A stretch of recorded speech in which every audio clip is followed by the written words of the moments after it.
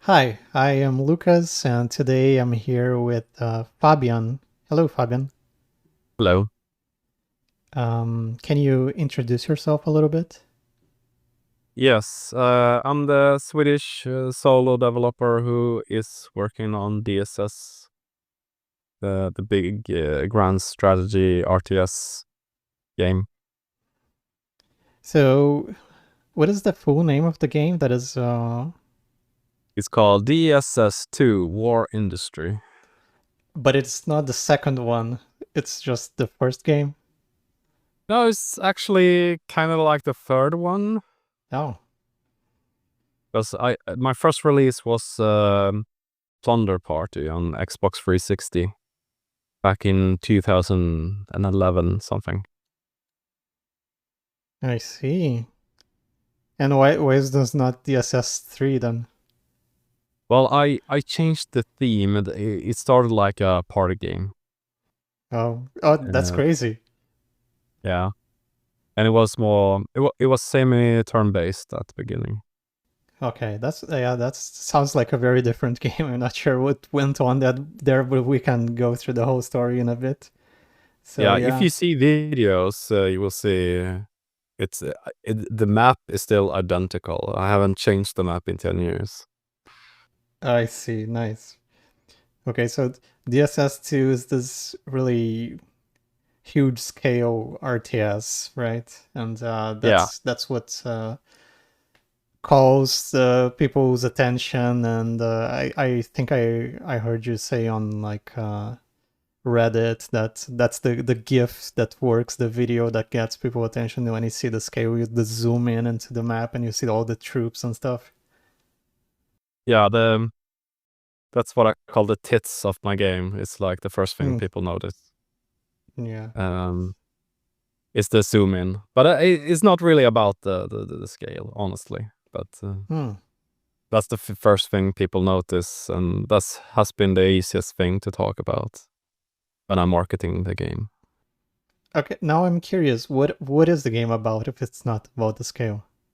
So there's some multiple answers to that, but the long term goal is have like um strategic freedom. I often read about conquerors, and they do like crazy stuff, like uh, they build they build like a super bridge around a city, or they divert rivers into a city, all that crazy stuff. Hmm. Um, and I always wanted to see a game do something like that, where like you have more like more freedom to do crazy stuff. I also see it sometimes when you see pro players play StarCraft, and they use the houses and the stuff as in the wrong way. Can you say, like, you can block off paths with houses you don't use because they're Hmm. cheap walls, and I always love that, like when you go outside the bounds of the game. Right. Yeah. I see them do a lot of this in Age of Empires 2, where they use the buildings as walls, especially in the early game. Um, and yeah, Yeah, that's that's a probably not classic one. intended. They And actually, I mean, I never figured that out.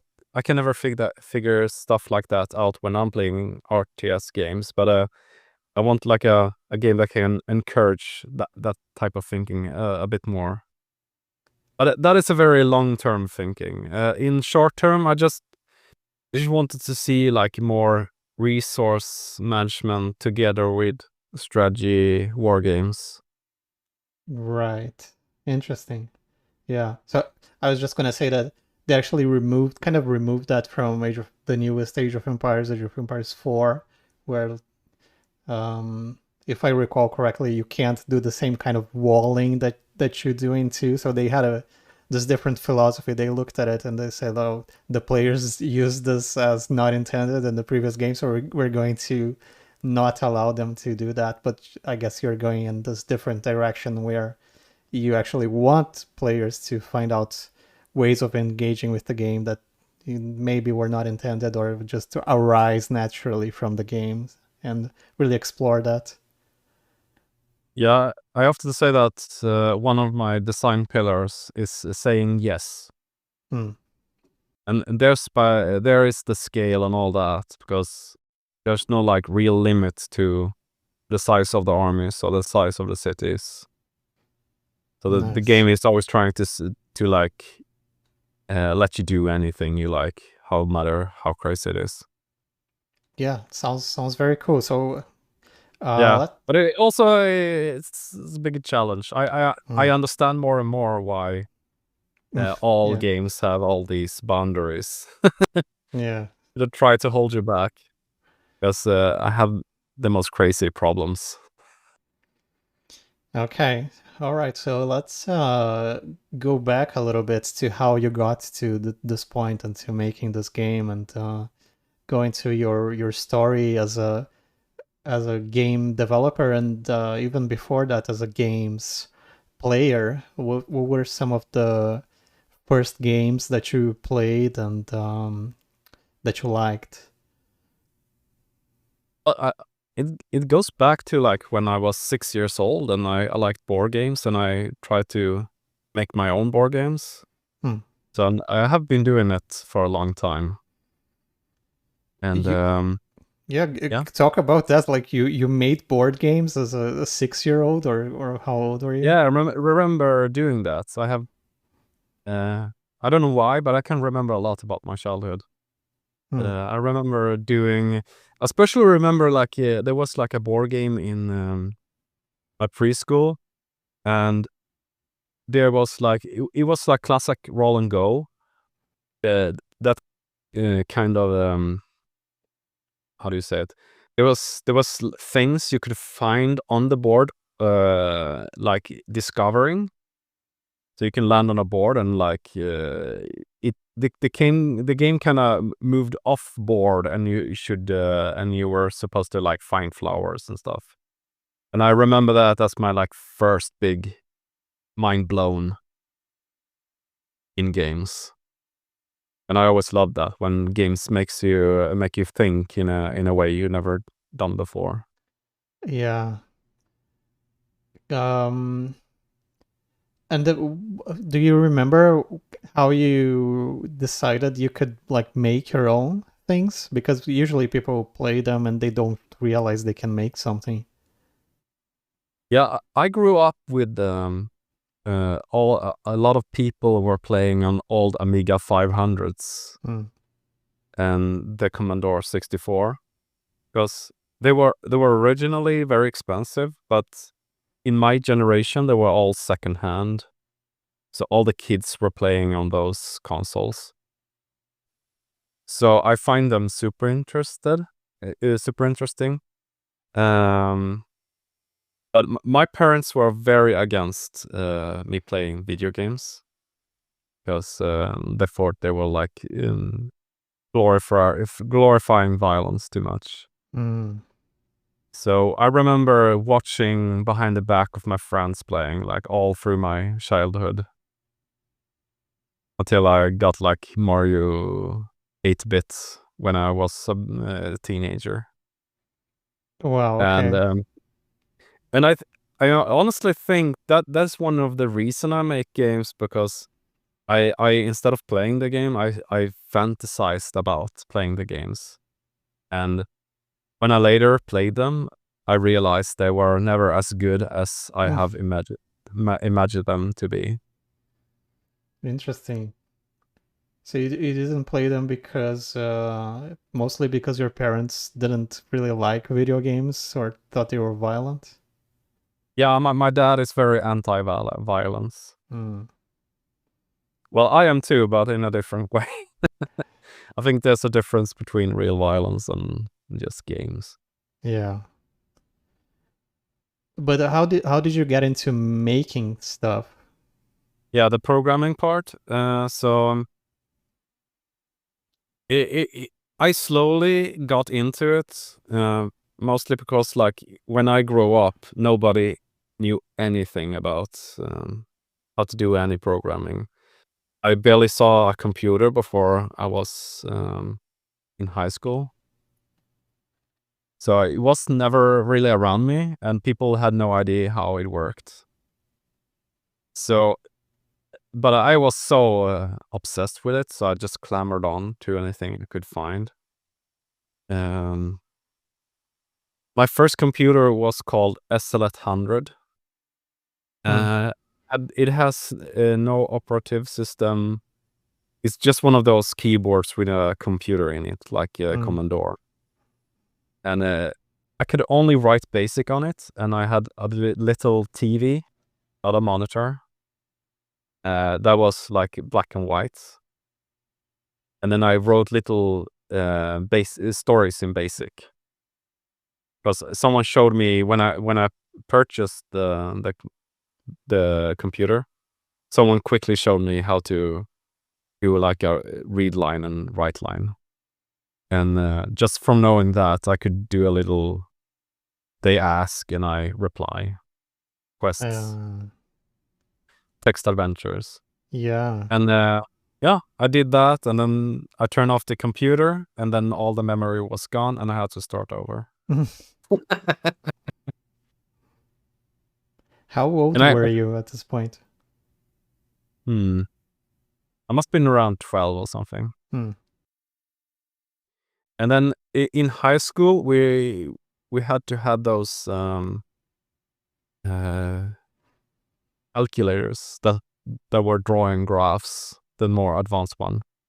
I think it's called TI-83 in Texas Instruments. And those come with a big book with instructions, and it just tells you how to program them. So I really got into that. So I made like little RPG adventures until the memory ran out of the calculator.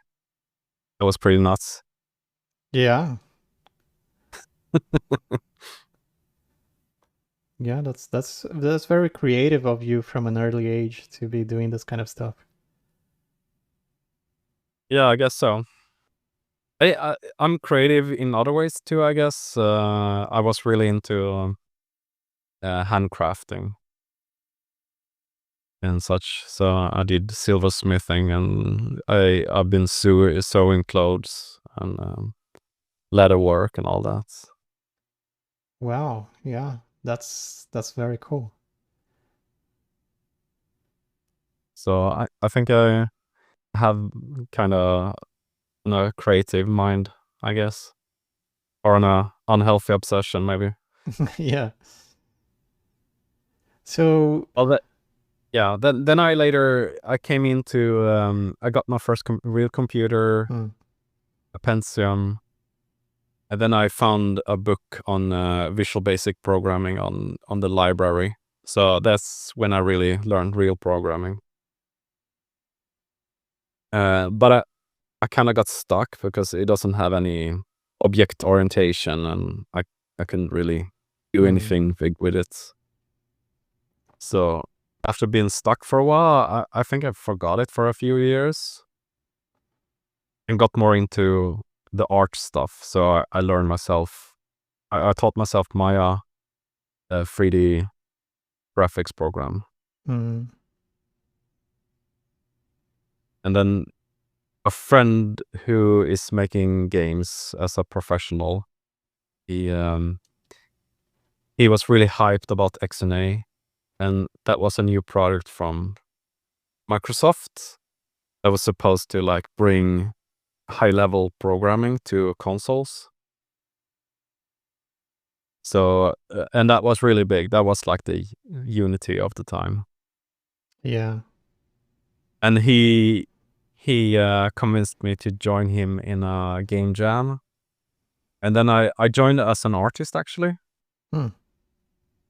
But we were doing like a platformer, and he struggled a lot with the physics, because XNA is like a framework. You have to do everything yourself, more or less. Right engine. So, but I find physics pretty easy and math. So I'm like, oh, I can take it over. And I corrected the physics in the game. And then I was hooked. So you And were then, yeah. you were hooked by the challenge of doing physics in XNA in open programming. Like what do you think hooked you about that?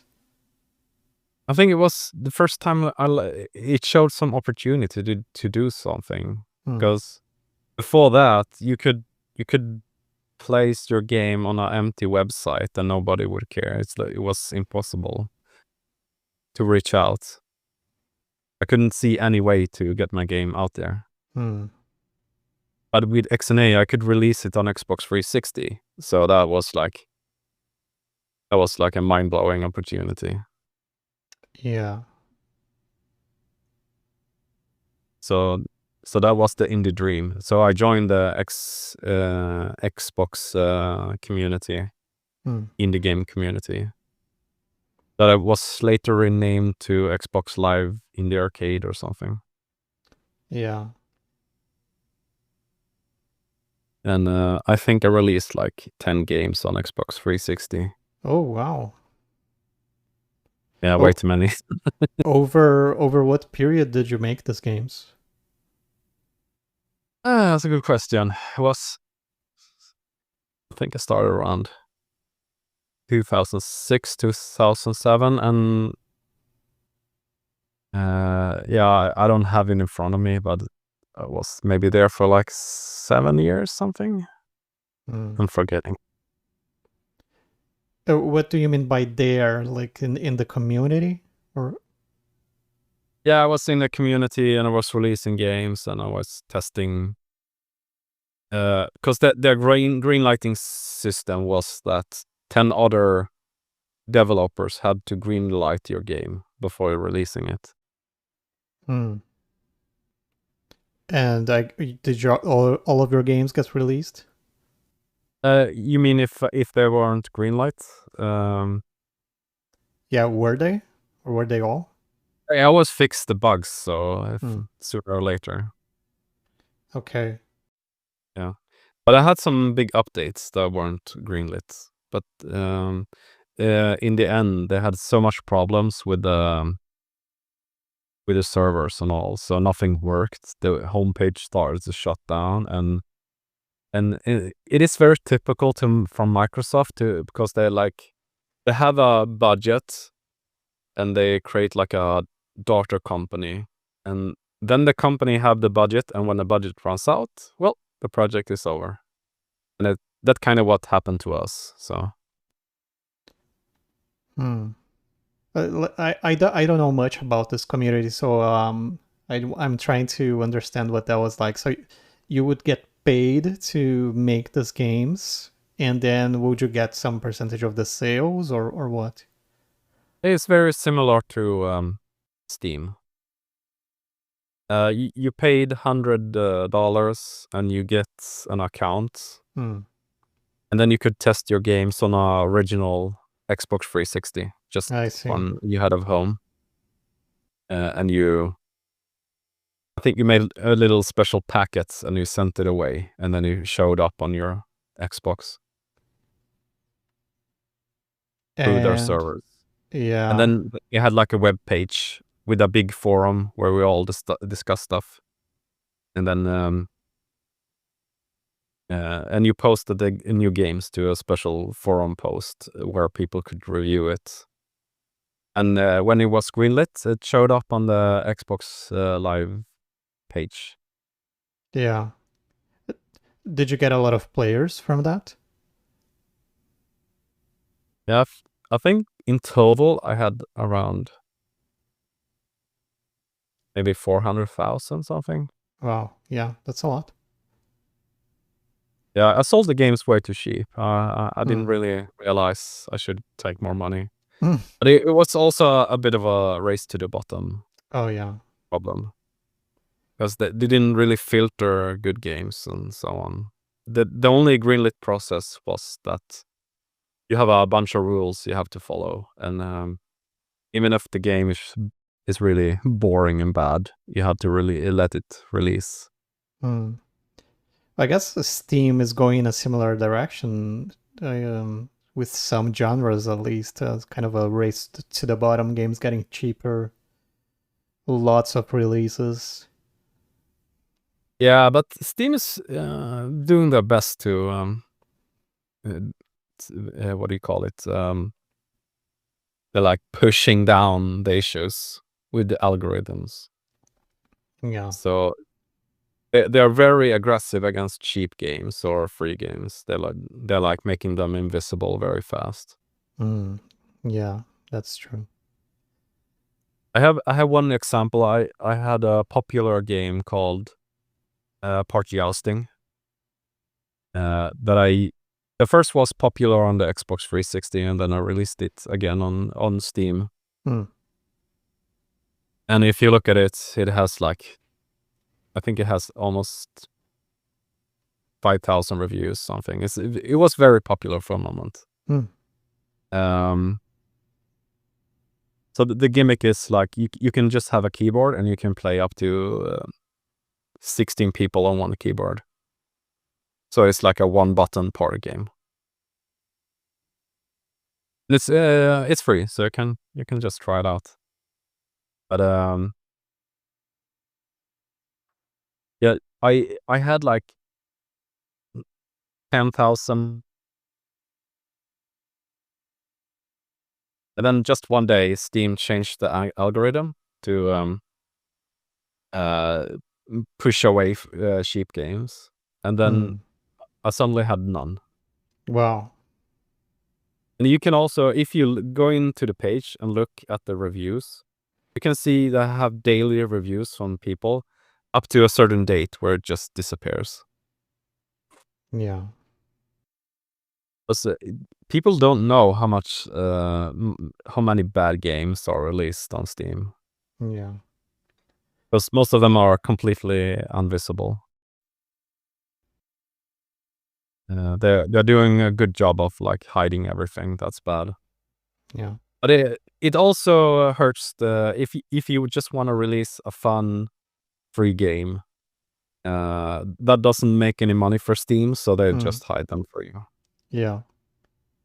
So back when you were making those first games for the Xbox, did you have inspirations? Were there games that you were trying to, I don't know if copy is the word, but I'm going to make a game in this genre, or were you just doing whatever?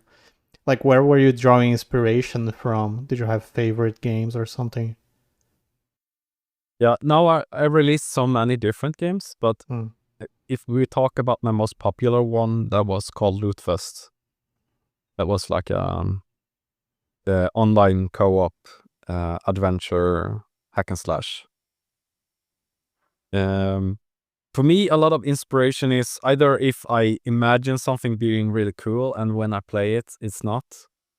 Or I feel like I'm playing something, it's really fun, but it's something really annoying me that could be changed. And I remember the start of Lootfest was that I was a big fan of Zelda on Super Nintendo. And then they released the Four Swords one on GameCube. And I'm a guy who loves couch co-op. That's my like favorite genre. And almost all my games had couch co-op, even now DSS, which is a grand strategy game. You can play it split screen.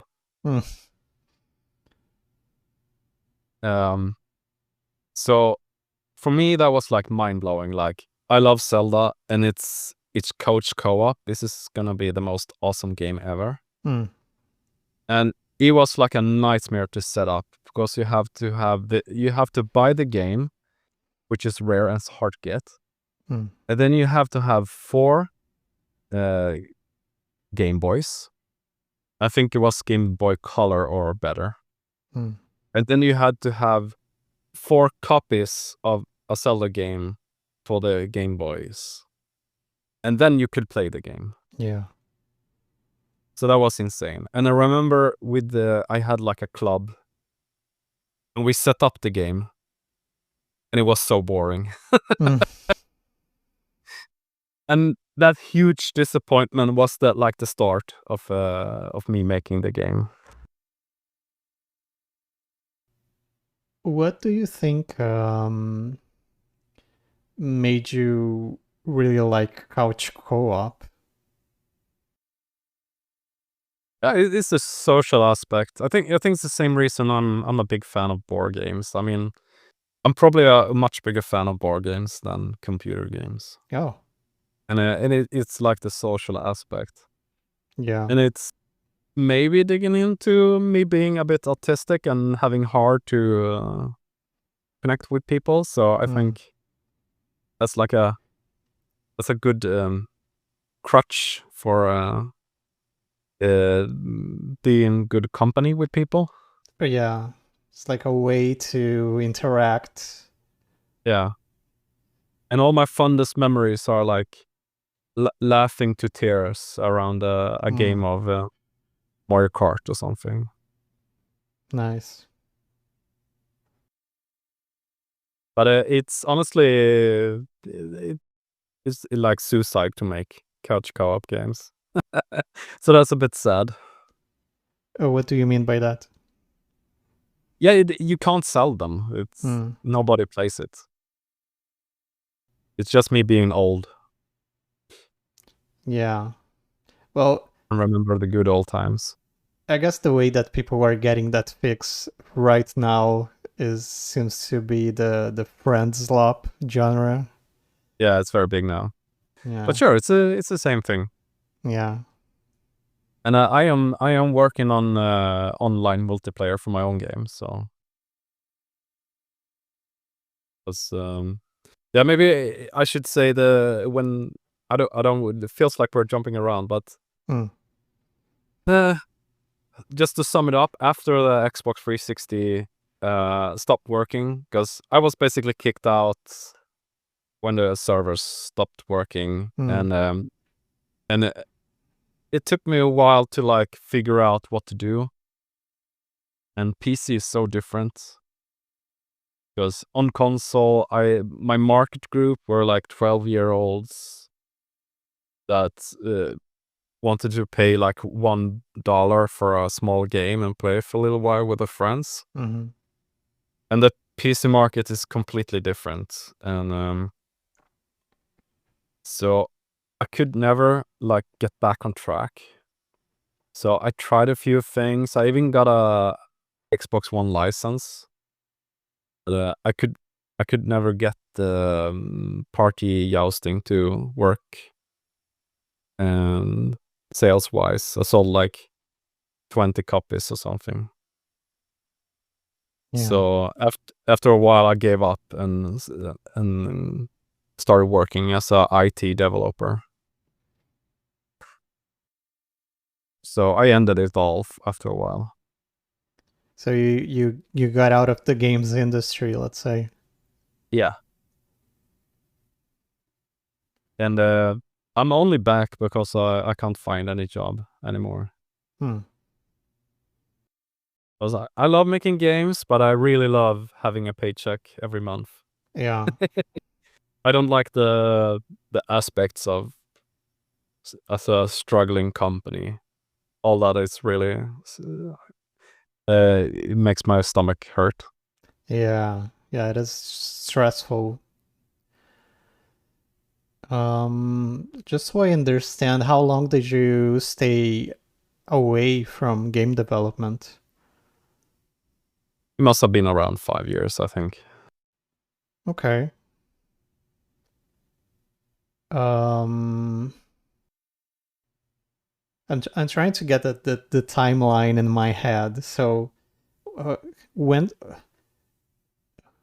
did you go to university at some point? The what?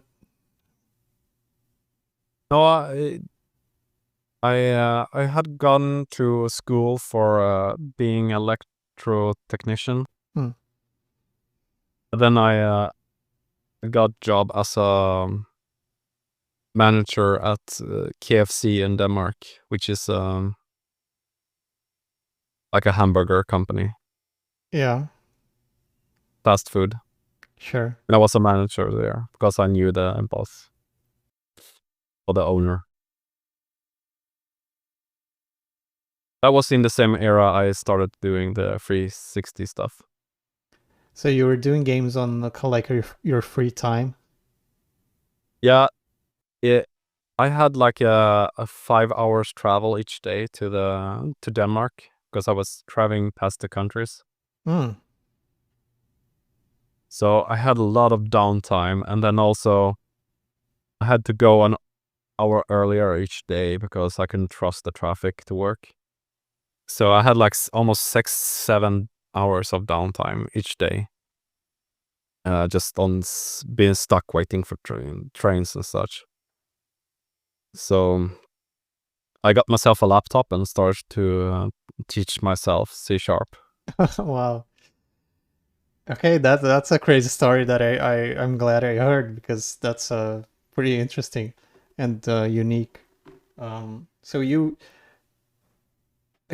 got a job in Denmark at as a manager of KFC, and Yeah, you would commute from Sweden to Denmark every day, yeah, and you took a train and you had like 5 or 6 hours commuting every day, and you would teach yourself in the train how to yeah. program in C sharp.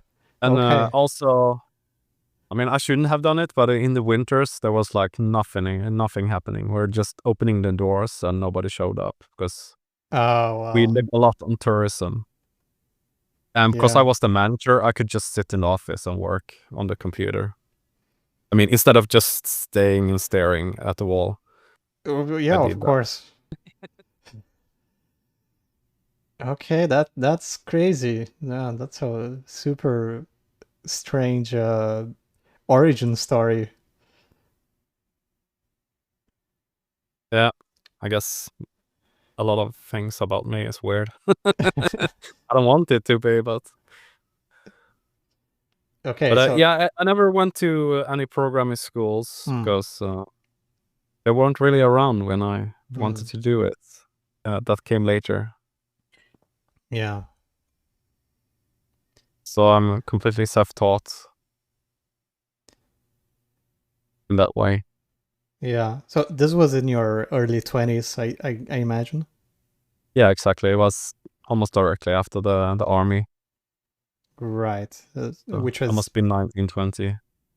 I guess, it's I was in the mandatory. army service for 1 year after when I was like 18, 19 years old. Yeah. Yeah. Any interesting stories there, or this was just okay? I mean, that is so sensitive because some people love the army, some people hate Oh it, yeah. and but I can just say I didn't fit in. Hmm. It was you need to be a good meathead to love the army, I think. Yeah. I Some people loved it. So here in Brazil, we have to enlist, but not everybody gets called. It's quite rare that you get called just because there's so many people here. Yeah, Um, that's kind of what the situation was when I was there. But I remember we were going there with the bus for the when they test you and see if you can join. And they said like, we haven't met our quota this month, mm, so all of you will join the army no matter what. yeah, That was a very classic.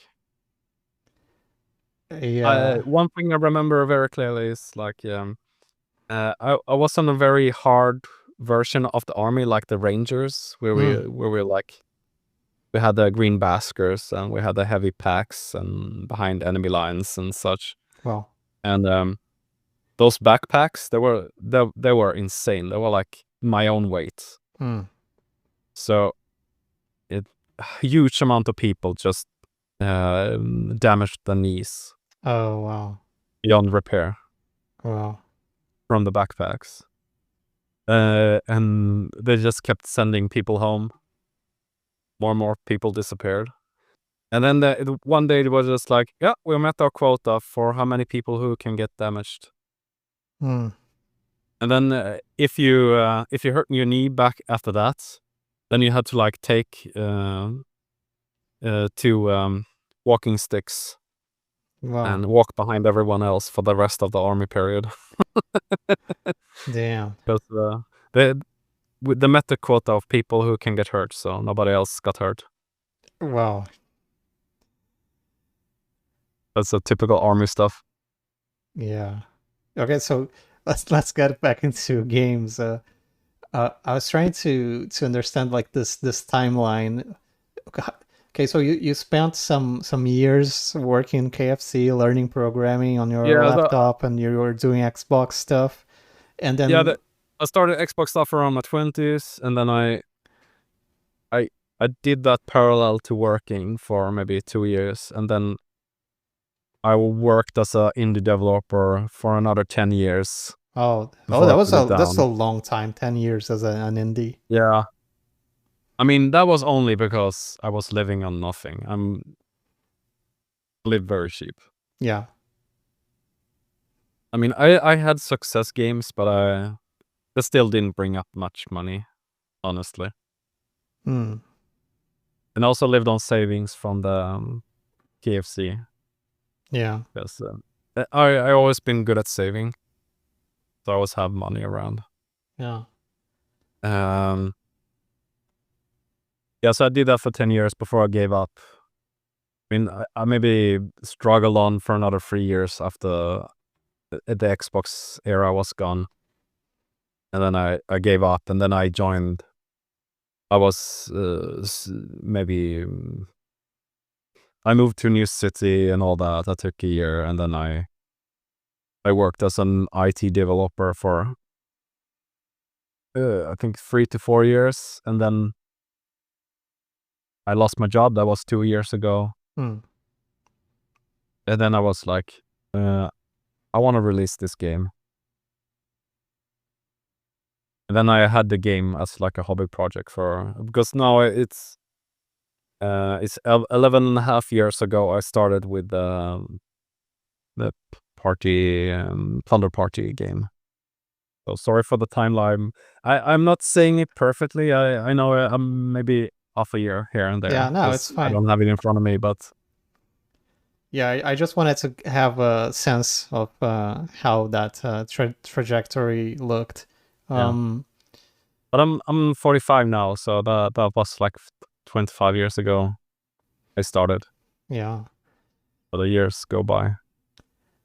So while you were working as an IT guy, you still had hobby projects that you were working on. Is that right? Yeah. And the reason I used DSS is only because it was like a technical challenge, which I didn't really get from my job. Mm. So, because the programming levels of games and IT and doing web pages are like a very different skill ceiling. And I'm not saying people who is working with IT are like worse programmers in any way, but um, they're way better with the networking and the systems and data database systems and all that. Hmm. The stuff I'm not really good at. I'm just good at the programming part. So I wasn't really challenged when it come to like deep challenging programming. So I just kept the game around to be like a challenge myself project. Right. So it wasn't really a game at a long time. It was more like try to get many dudes on a map. Hmm. And it was like completely unplayable. But, for me, it was fun to like see how fast I could do the loading and how big I could do the maps and all that. So how does this relate to what we were talking at the beginning with the different versions and it being a party game? Yeah. So yeah, I when let's see. I released the Plunder Party, and it was like a total flop when it comes to sales. Mm. But many of those few who got the game actually contacted me through mail and kept on like begging for more. Mm. And people really liked the game, those who played it. So I mean, when people really like my games, it like inspires me to work on them. Mm. So I just kept on working on the game, just for the fun of it, and to appeal the free fans I had. And I also did a lot of playing with my friends in split screen with the game, and that was really fun. So that also gave me a reason to keep working on it. And then when I got a Steam license, I tried to port it originally, but by then it was like because you move the troops directly with a controller, Mm. and there was they have like a power bar growing above the head, and then when you move them, it costs power to move them. So then you have to let them rest and power up again. So that's where the like semi-turn-based come from, because you had time to move all your troops before you come back and move again. And that moving was really fun because you have to be careful not walk over mountains, because then it will drain Mm. super fast, and you try to pick a spot where to like start building ships and all that. And when I tried it on PC, because I knew people won't play with a controller, um, the movement of the character that was really fun with a controller was really, really boring on a keyboard. Huh. So I didn't work at all. And then it was like, yeah, I'm gonna try with the mouse, but instantly you feel like, okay, without the pathfinding, the mouse doesn't work, because people expect pathfinding when you click with the mouse. Mm. So I was like, okay, this game is dead. It won't work. So I laid down the project, and then I made like I played a lot of little mobile RTS games, because I find them very like I'm very inspired by the accessibility of RTS games on mobile, because I'm very fascinated with RTS games on computer, but for me, I'm like a dirty casual, so to me they're like too hard to play often. Mm-hmm. So I found the casual nature of the mobile games to be very interesting, and I want to try. What are some of those games? What type? Sorry. Well, yeah, what's the name of some of those? Because I don't know any. The most popular one is let's see, Clash Royale something. Yeah. It's either Clash Royale or the one offspring of that one. Okay. You have cards, and you put the cards on the map, and they turn into troops, and they start walking on their own. And it's very like 2 minute games. Blizzard recently put one out that is pretty cool, actually, Hmm. in the same vein. But I made my own one that's called Lootfest Wars, that I put on Steam. Of course, that wasn't. That was pretty much a flop too. But soon after I made the game, I was like, I'm gonna put these troops in the big maps, Hmm. because that's gonna be cool. So that's where DSS started. I like smashed the two games together. Can you explain what you smashed from one and what did you take from the other? Like what were the ingredients? Well, if you've seen DSS, there's like zoom levels, and you zoom in and you see the little guys running around, and zoom out and you see the whole world. Yeah. Yeah. So from the beginning, you only had the world part, and the troops were all like chess pieces on the map that you moved around. So there was like no individual soldiers or anything. you couldn't zoom in. Hmm. It was more like a Risk type game. Right. So I just replaced the armies with the little guys from the other game. I used their logic Mm. and graphics. And of course, they were not optimized at all, and they didn't walk in groups and all that. So that's where the optimization comes in. So kind of you took the map from one game and the soldiers from the other. Exactly. Hmm.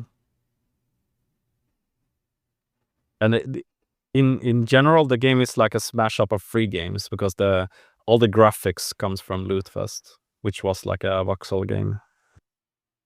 Oh, right. Yeah. I think I even forgot what the original question was, but No, it's fine. We're just moving through. drifting on. Um. So how long did you spend on DSS 2? Uh, yeah, that's a good question. I don't really know when I really started the smash up but I can if I look for Lootfest Wars, I should because I started immediately after. I remember. Hmm. So that was released 2018. So it must have been around then. I started with DSS. So how long? That's 7 years ago. Yeah, it's a long time. Yeah, and I mean, when I smashed the games together, it was like a unplayable, not a game. Just seeing dudes running around projects. Mm-hmm. Right up to until I lost my job. That was when I was like, okay, I'm gonna make a game out of this. Oh yeah. Okay, so you just had like this tech demo thing, and you Yeah, thought exactly. like I can turn this into a game. Like what did you? Why did you want to turn it into a game? Did you think like, oh, this thing is there's something cool about this, about zooming into the troops and seeing them and having this big map? Was that it? I honestly don't remember which headspace I was in, Mm-hmm. but hmm. I honestly don't know. Actually, I don't remember. I think it was something like because when I lost my job, it was still a lot of need of programmers. So I was pretty chill about it. I was like, I'm gonna find another one. Mm. So I was like almost happy that I can have a 3 weeks off and do my own Mm-hmm. thing before I start working somewhere else.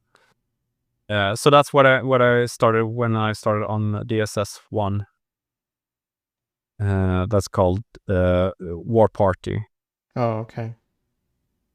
and I was probably thinking just like it would be cool to release another game because I don't generally have time for it. Right. Right. So I'm trying to picture the situation. So it sounds like you had this kind of pet project that you were challenging yourself with the programming, and then you had free time because you lost your job, and now you're thinking, okay, I can have some fun and turn this into a game. Yeah, so I turned that tech project to a game for around a half a year or something. Because I lost a job in just before Christmas, and then I released the game the next summer. Hmm. So that was around 6 months later. Right. And how did DSS1 do I mean, it's a free. I released it as a free game, of course. on Steam? Um, yeah. It's very popular, but I mean, as usual, Steam is hiding free games. So So it mostly got its audience from earlier on before the algorithm changes. no, not at all. The algorithm was already changed when I released it. Oh, It wa- It's just people stumbling on the game, I guess.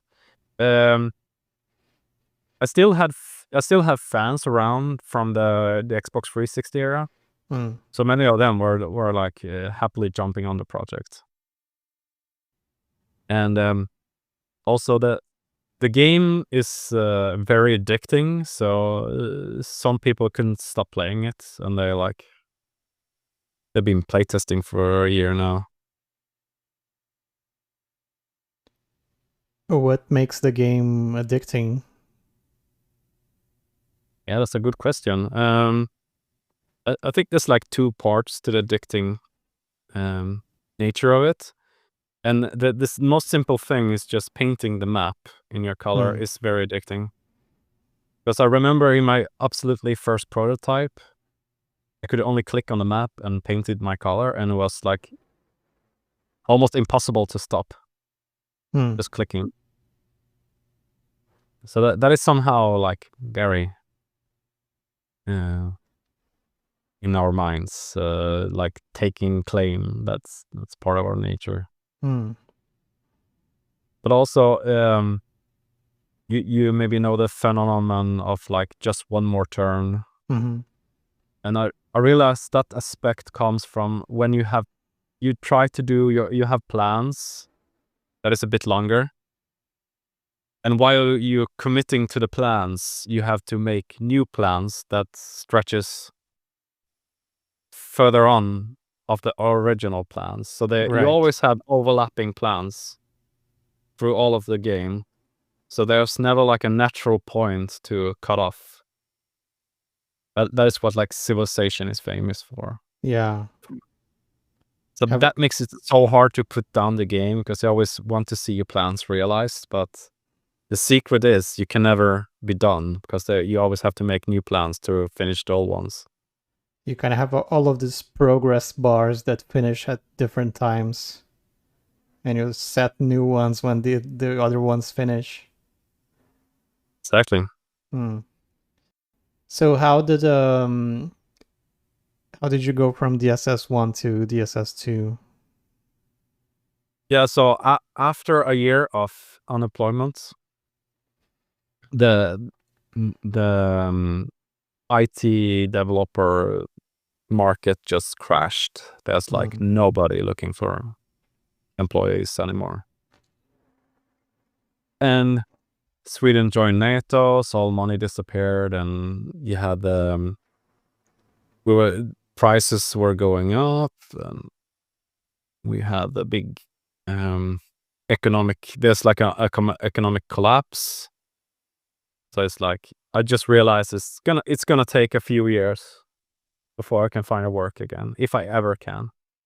And I also know even if I have like a 20 years experience in programming, I know my background is a bit spotty because I haven't been doing IT development through all of it.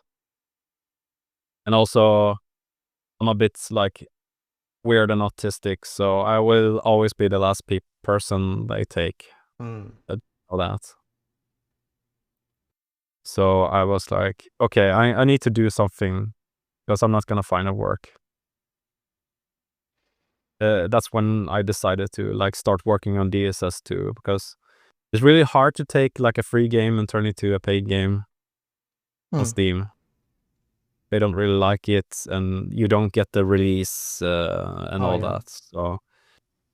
So it's basically just me turning the game to a paid game.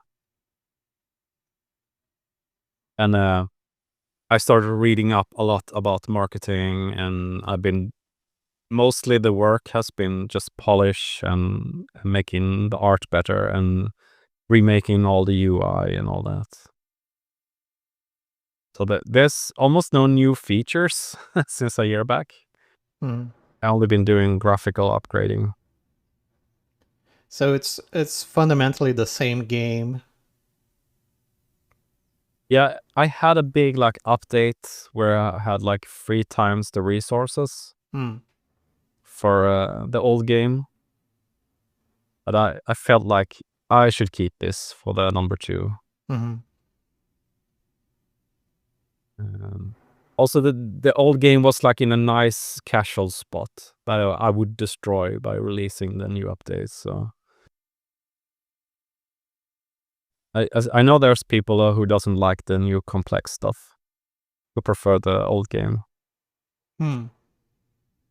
So yeah, so I read up, and I've been trying to lean in more to the advanced simulation stuff and all that, because I know it's a good sale on Steam. Yeah, so because if your inspiration was mostly mobile RTS games, they're going to have That was some. for Lutrous Wars, the just for the little dudes. Right. DSS, the biggest inspiration is Total War. Oh, okay. Yeah. Like my disappointment of Total War, as I say. Yeah. So I am a long time Total War player as well, so I relate to that. I started making the first game, let's see, Thunder Party, right after I got Rome 2. Because I was really hyped for that game, and it was so disappointing. It was even worse than the first Rome. Yeah. So that's when I started working on my own game. So that was like the start, just like Lootfest and Zelda Four Swords. Yeah. So and I'm a bit of a casual gamer myself, so it's not really a game I want to play, to be honest. I'm doing more complex than I normally like games to be. I like the Total War baby's first grand strategy style. So that's interesting. How how do you do that, and how does it affect you as a developer to be doing a game that is maybe not your taste? Like, do you have to rely more on player feedback? I mean, I'm learning to like it, so I mean, I still love playing the game. So it's just that I don't normally play heavy games, and I probably would if I wouldn't do programming. But it's like programming is such a brain burner, so when I'm playing, I just want to relax. Yeah. And If I had like a boring job where I was like moving packages, I would probably be more into heavy games. speaking of programming and its difficulties, DSS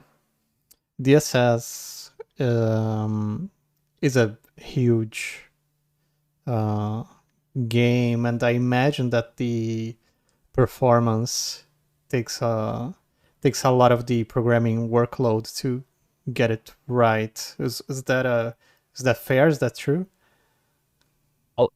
There's a lot of sloppy work in the game, and I still use object orientation, which is not really Yeah. good for a game like this. I was going to ask you if you use the ECS for it. No, but I've been. Everyone asks me. Yeah. I think most of the power comes from just it's like it's a homemade engine, so there's like no there's no dead weight like if you use Unity.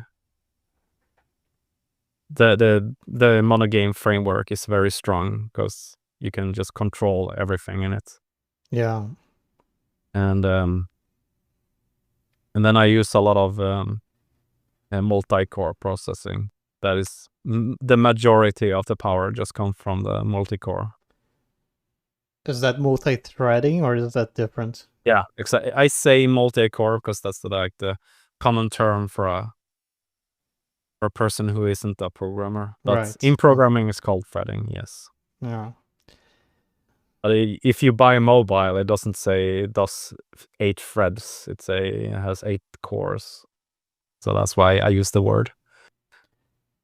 Has that been easy for you? Because the last time I tried to do multi-threading, I realized it can be a bit tricky with having to synchronize stuff at the end. Yeah, you have to like start thinking differently. Mm. But I mean, once you get over the bump, it's kind of like doing optimization on easy mode because you get so much power for free. Yeah. Interesting. So yeah, but I had to. It took a little while for me to get the game to be reliant because there's so much happening without any synchronization in the Mm. game. So the um, the game is split in 14 cores right now. Mm. So, but I mean I have the habits of doing it, so I don't really think about it anymore. So it's pretty easy.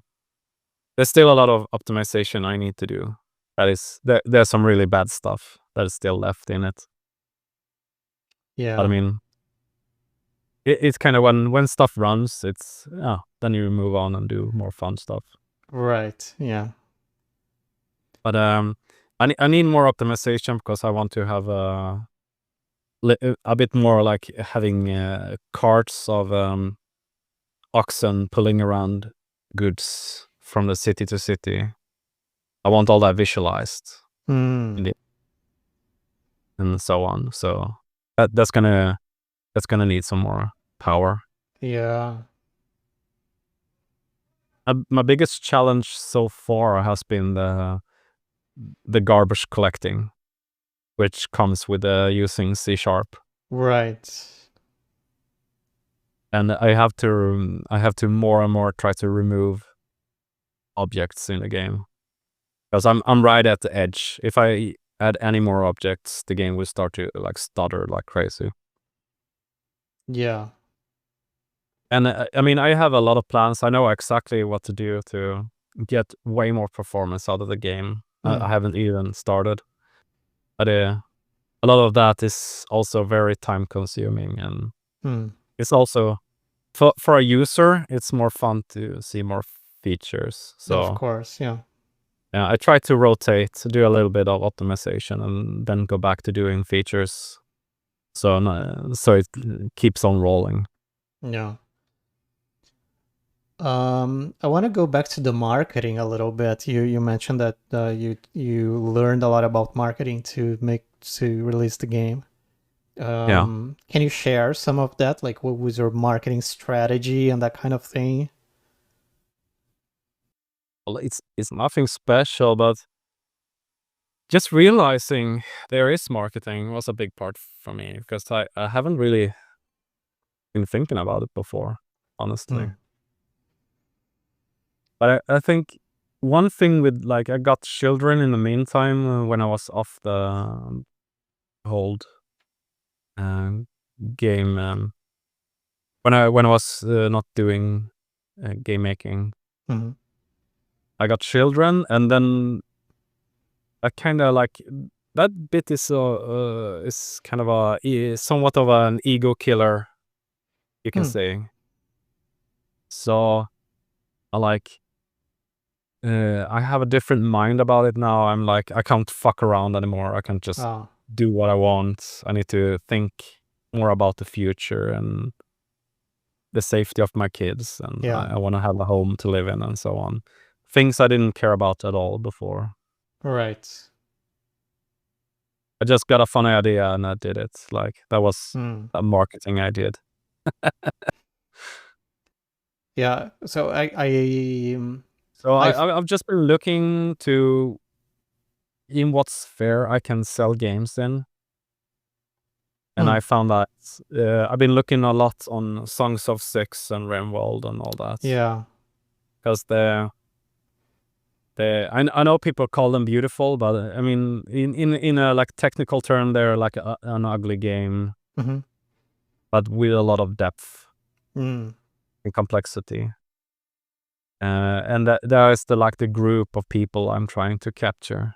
Yeah. So it's mostly about trying to make something for that audience.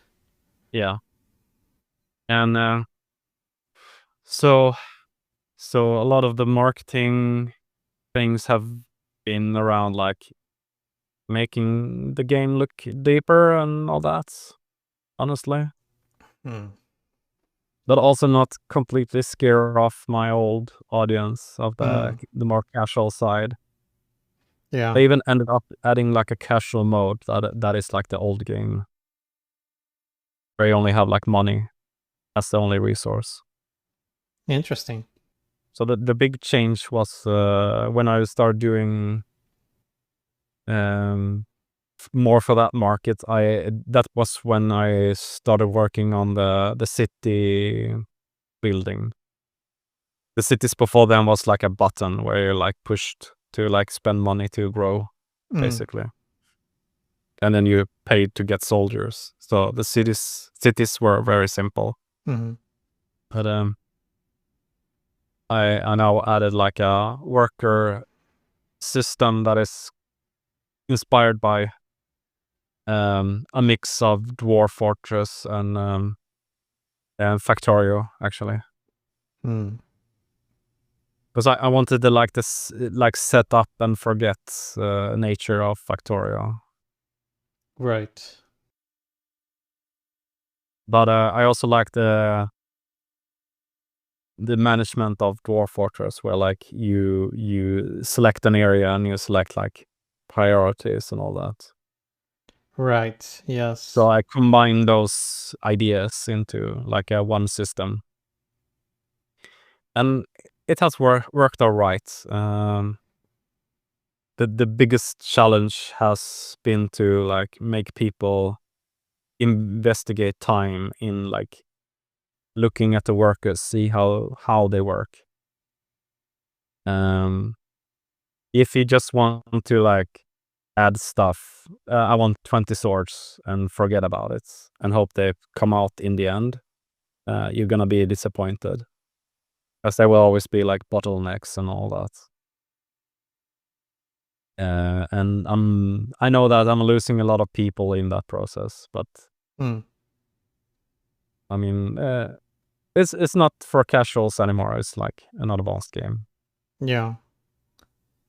And how are you finding these people? Because I found you through Reddit, and I know that you post there and do some marketing there. Do you have other like channels, other ways to reach people? No, it's actually been mostly Reddit. I've done some on YouTube also, but yeah, Reddit has been my spot. I never used Reddit before. Oh, I wow. started on DSS. That was new to me. I think I followed like a miniature painting channel. That was all I've done. So I had Okay. to like learn Reddit and get into it and all that. I tried a lot of different community things like Facebook and Twitter and all that, but none of that gave any response at all. So Yeah. they are more for like the pretty games that look cool and all that. Yeah. Okay. Um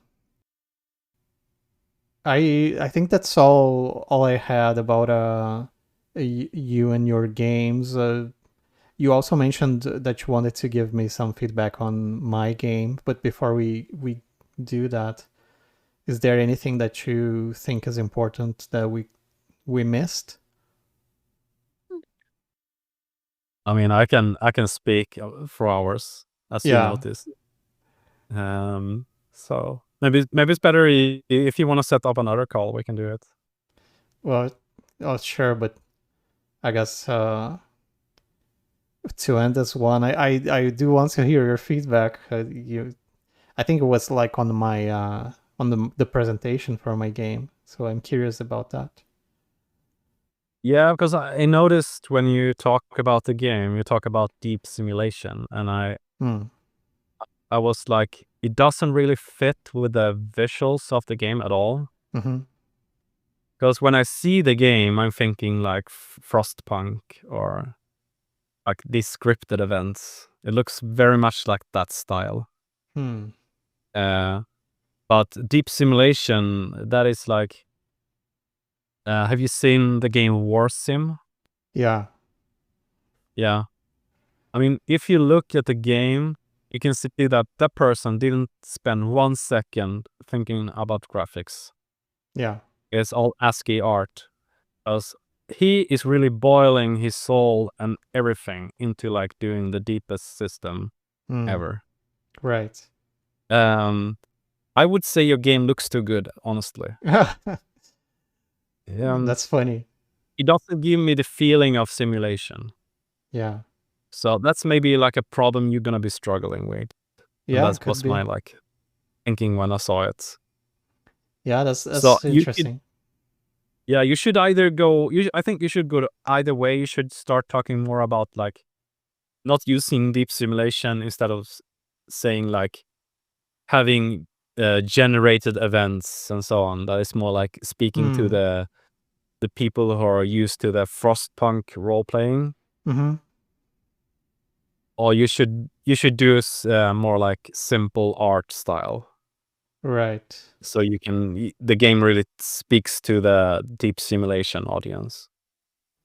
'Cause I Interesting. think you maybe can get stuck between two shares in this case. Yeah, that's an interesting thought. I hadn't really considered that. I'm gonna have to think about that. So what that is an Are you interesting perspective. were you really thinking about doing deep simulations like, oh, I broke my nail, so I'm 10 minutes late to the meeting. That's why I charging 10 coins more when we're discussing the price. Or it's not that deep. I Because deep simulation is like crazy. I that was a very interesting example, but yeah, I am going for depth, but it is kind of contradiction because I'm also going for elegance and Yeah. So it's more puddle simulation.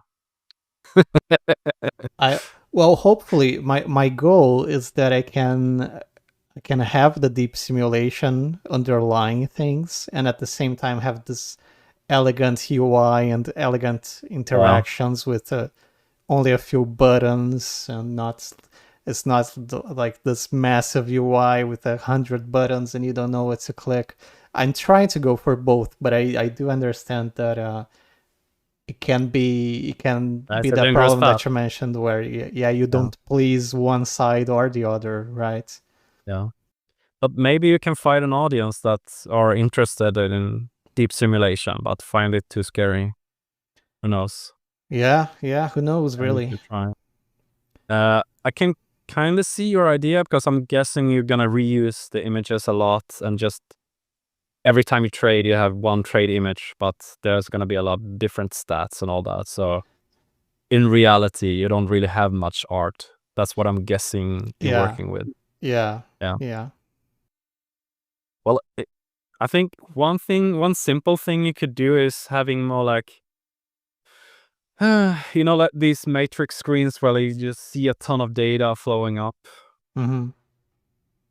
So you could like, uh, if you have the original, if you have the same art style as you have now, but if you have like more flowing, crazy information just coming by, Right. I will like present like an idea that there's like so much stuff happening in the background. Yeah. Yeah, I think that's a good idea. Try to, keep the art there, but just throw a bunch of numbers and text on it like, oh, there's a bunch of It could just be information. dates, temperature, how many Yeah, stones there in the plaza, and right. time of day, and how many citizens, and Yeah, just show that ton of granularity. info that's coming, just swiping by, Right. just to set the scene. Yeah, that's very cool. That was my idea. Oh, Once it's again, great. I haven't really played much deep simulation games myself. I just find them really interesting. Well, it's an interesting place that you find yourself now making one, right? Yeah, but I always been like, since I watched over the shoulder of my friends, Mm. I'm doing a lot of let's play watching and all that. Oh, hours and hours. I'm not really a gamer myself, but I'm really into knowing about what is new, both in video games and board games. are you able to get a good sense of games from watching? Because I personally, I'm really bad at it. Like if I watch something, it's completely different for me. Like I can't really get the game unless I play it. Maybe have a wild imagination, but Mm. I find when I play them, they're often like exactly Oh wow. what I imagine them to be. Well, that's great because for me, I really can't do that. I mean, I try to put my feet in the water here and there. I've been playing a little bit of Dwarf Fortress, a very little, Mm. and so on, just to get an idea how it is. Oh, that's a hard game to play. I tried a few times myself, but I could never really make something happen. My dwarfs That was a just horrible died of experience. frozen in the winter. Yeah. But I really think if we're gonna be philosophical, that like deep games are like the last frontiers of video games. Hmm. How so? Well, I mean, even if video games haven't been around for long, it's people are exploring so much stuff, and I think most stuff in the puzzle sphere has been explored. There won't be many more Hmm. games in that doesn't do the deeper stuff. I don't That's think an so. interesting take. So But you if think you go into the really deep simulation, there's like hmm. endless possibilities. There's so much that haven't been tried. So there's just more to do there, more to explore from a game design perspective. Yeah, of course, and it's also hard to explore because it's Hmm. very expensive. And there's never gonna be a AAA company investing in that Yeah. for a long time. Because Yeah. that's years and years without maybe payback. I think it's also harder. I just have this idea that it's harder for teams to explore more complex games because it becomes hard to share the information, uh, and I think it's easier for smaller teams to do that. But that's just a guess that I have. I'm not sure that it's exactly true. Yeah, and in general, when you're paying a lot of people, you want to do something tried and Yeah, trusted. yeah. There's that. You're not gonna do any exploration. That is stupid way of spending money.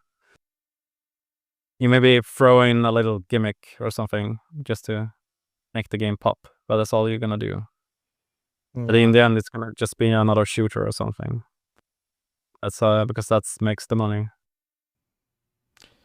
Yeah. So let's move on to the end here. I'd like to ask you about the future and what you have in store for DSS2 and for you as a game developer in general.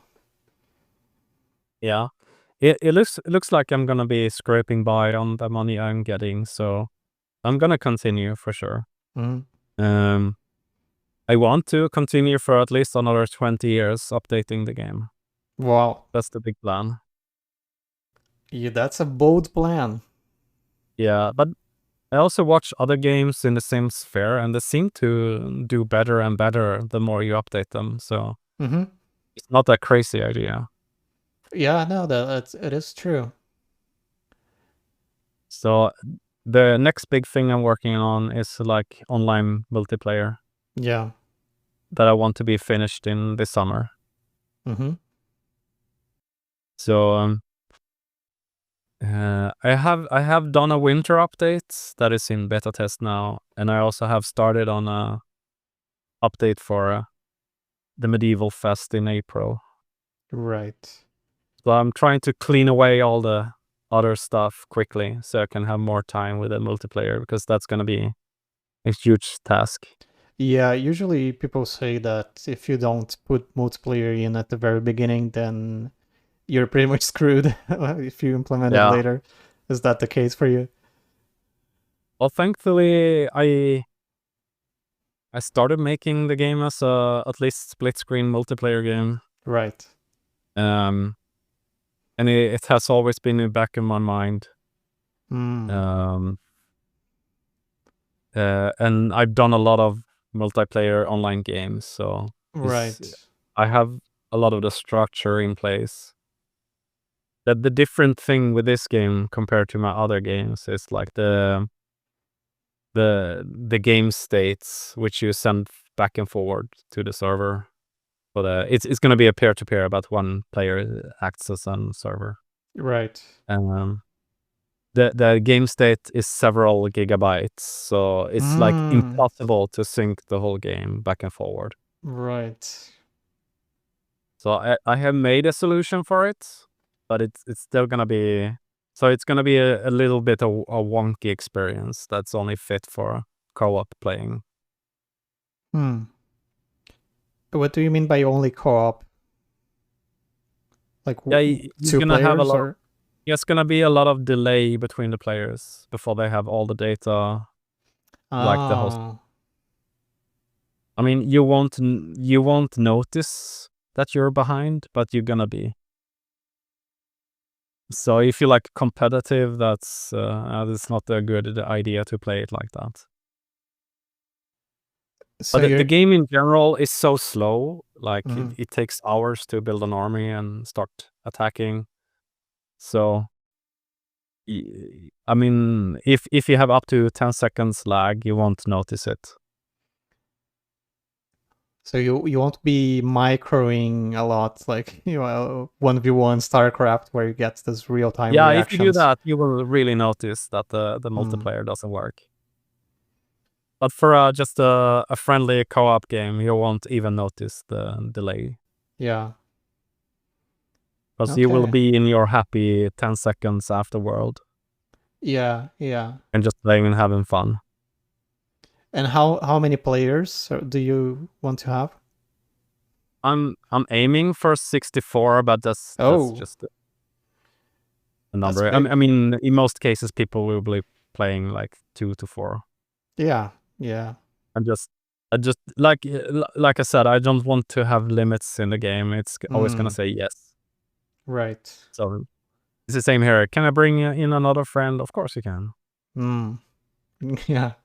You can bring 64 of them. Yeah. Well, I would probably never meet that number if there's isn't some streamer collecting people. That happens. Yeah, yeah. Never, But never say I've never. never test that, so that will probably be a miserable experience. Yeah, yeah. But I'm a bit scared of people start thinking it's gonna be like a competitive game, because Mm, I've seen a lot of other games in the RTS genre that add online multiplayer, and then they immediately get downvoted on Steam, and mm. people hate them so much. So What? I want to like remove all this idea of having competitive PvP. Even if you, in theory, can play it, I'm never gonna say that you can. What It's do you? always gonna say co-op only on the webpage. Co-op only. Interesting. What do you think Yeah, because happens with the PvP? I want to remove any of those idiots that's gonna download my game Hmm. and just be ranting online. Because I've seen so many games being smushed to pieces of bad actors in online gaming. What do you think happens? Like, why do they review negatively? Well, it is like impossible really to have a game without cheating. So Mm, that's one problem, and mm, in general, you're always gonna have problem with lag and servers that don't fit the size of the players, and mm. they also get downvoted when they want to play, but there's no other players. Then they call the game Right. dead, Mm-hmm. and then people don't buy the game of that reason. Yeah. So So you. that there's a lot of Mm, ways to fail, and all online multiplayer games are gonna die that way. yeah. Sometime or another. It's always gonna happen. Right. So you're going for the play with your friends, not play with strangers. Yeah, exactly. Mm-hmm. If you want to play with strangers, you have to like find some hidden settings in the menu and turn it on. Interesting. Okay. That's the idea, at least. And then maybe if the community feels nice and warm and everything's going well, I maybe can lighten it up a little bit and show more of the PvP side. Right. Maybe. I call it co-optional because it's like you can declare war, you can declare ally or shake on it and all that. So it's not neither really a pure co-op or PvP. It's always like you play how you like. Yeah. Yeah, that sounds good. Well, good luck with the multiplayer updates and the next updates for DSS2. Yeah, I'm gonna really need it. So thank you. Can you tell us where to find your games? Do you want to shout out any links, anything? Well, the easiest way is just go on Steam and type DSS, and then you can just follow my name and then you can see the other games. Awesome. So thank you so much, Fabian, for thank you, Lucas, for talking to me, and it was very enjoyable learning about you and about your projects. Yeah. Have I talked for 1.5 hours? That's horrible. It was great. Thank you. Thanks. My first podcast. That was interesting. Thank you.